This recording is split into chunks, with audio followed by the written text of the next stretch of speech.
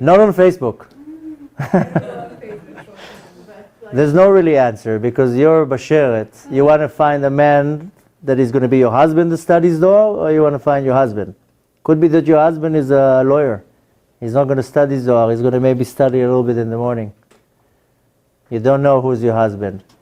You would want your husband to be a big scholar, but you don't know. Maybe your husband is a big businessman, and he's going to support the yeshiva for many other 40 people who study Zohar. You don't know who you are. You don't know what your husband is designed. You let Hashem do His work. You do Hashem's... No, you do Hashem's will. Hashem will bring your chatan to you. The more you look, the harder it is to find. I don't believe in looking, but I think I should. You need to do your part. First of all, you need to do Ratzon Hashem. You have to do what Hashem wants you to do. Okay. You know, here I don't know if you have it. In New York, everything is subways. So I always get a kick out of it that you sit in the subway and everybody goes to the platform and they look in the tunnel. Like as if the train is going to come faster because you look in the tunnel.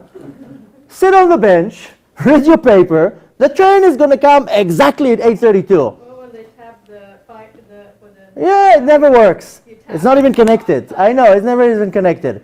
So the thing is, you do Hashem's will, trust me, your husband will show up.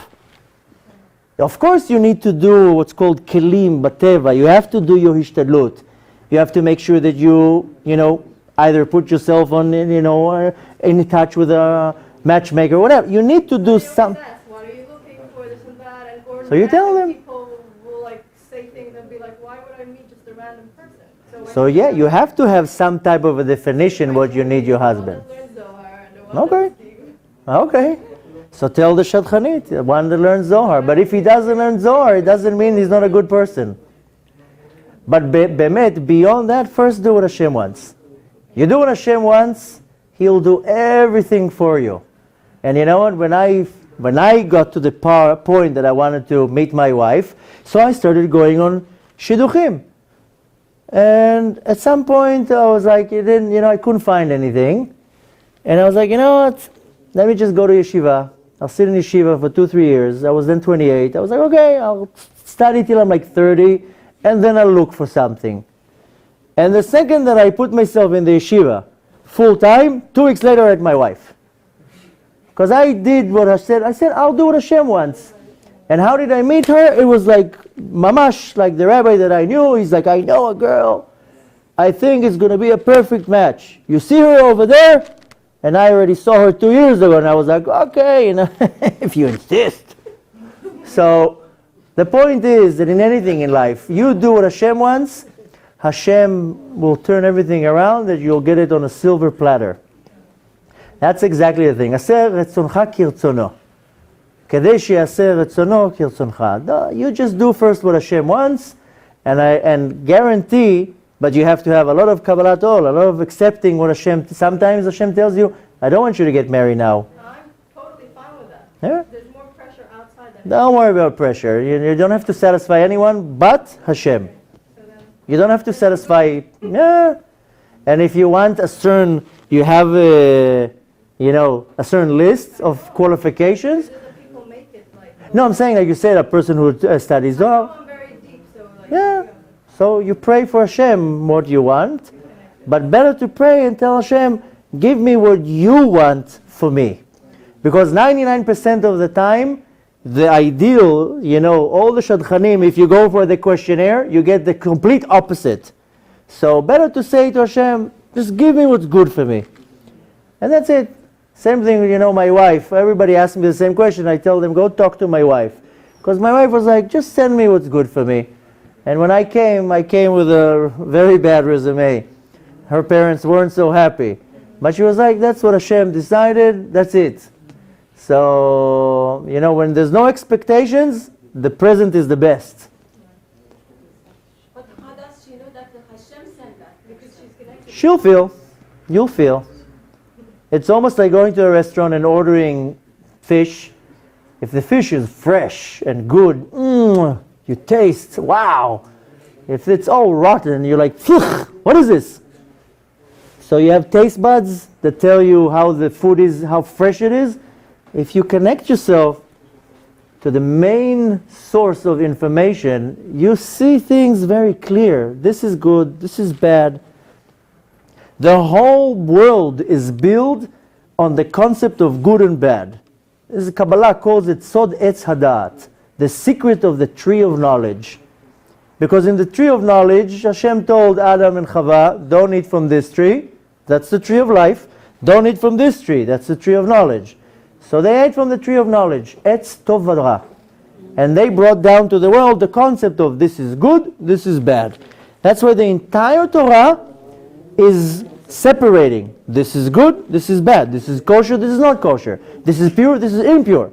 Our entire Torah is doing the separation between the good and the bad. So if you connect yourself to the one who invented it, then you easily see this is good, this is bad. This is kosher, this is not kosher. So if you're walking blindly, you'll never know anything. But if you connect yourself the right way, you'll sit in front of a person, you'll be like, it's not good. Thank you. Shalom. This is good? Fine. I see so many people that come to me and how do I know? Just sanctify yourself. Make yourself pure. Make yourself the kli, the vessel.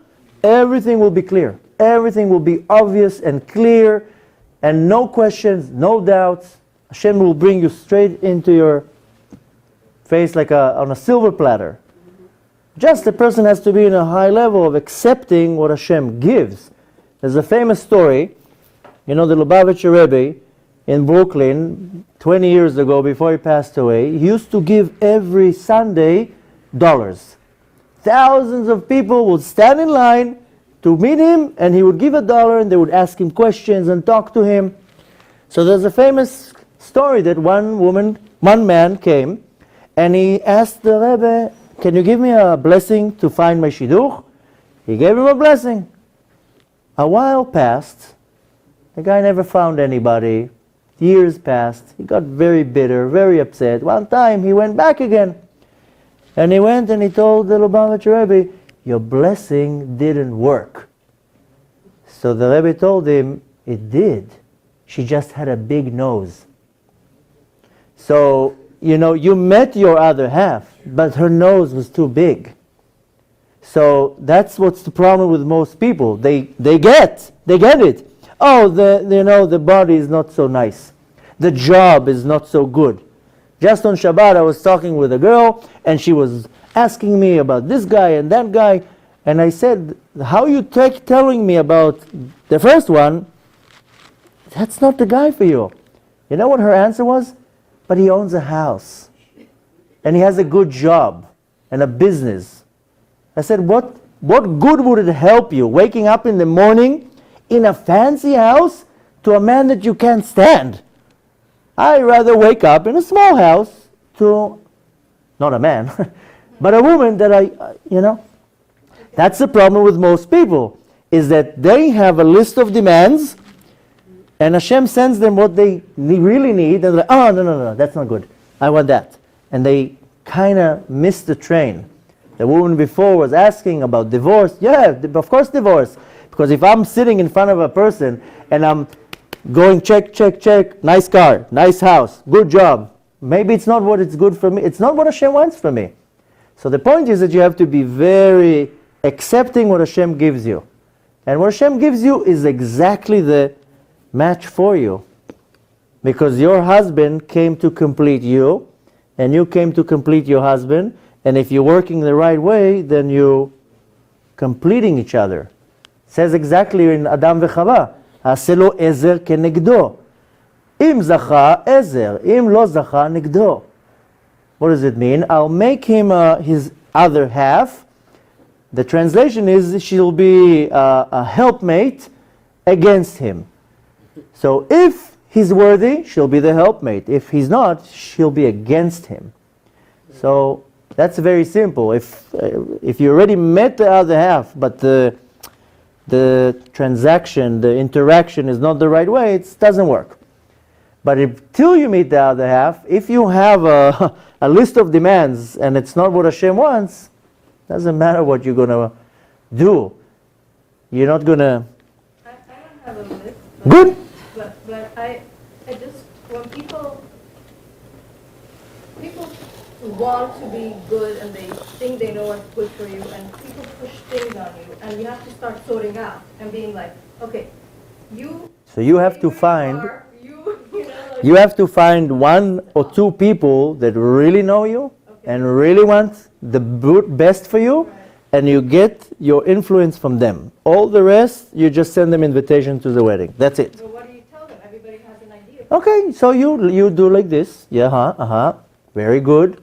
I like that one. And then you move on. You say it's not for me anymore. Whatever. You have to be diplomatic. You don't want to hurt anybody's feelings, but sometimes, yeah, you have to you sit in front of somebody, you're like, wow, that's a good idea. I'll take it to consideration. Thank you very much. And you move on. But if you want, you can't have too many advisors. You need one advisor, two advisors that they know you and that they look at you, not what they think is good for them, what is good for you and just for you. So you have to make seder b'balagan. You have to say, this person, they just want me to marry a rich person because they want to say, oh, my daughter is married to a lawyer. So you have to know how to manipulate it. And sometimes you have to waltz between the... With bullets. Yeah, exactly. Hold on for a second. Yeah.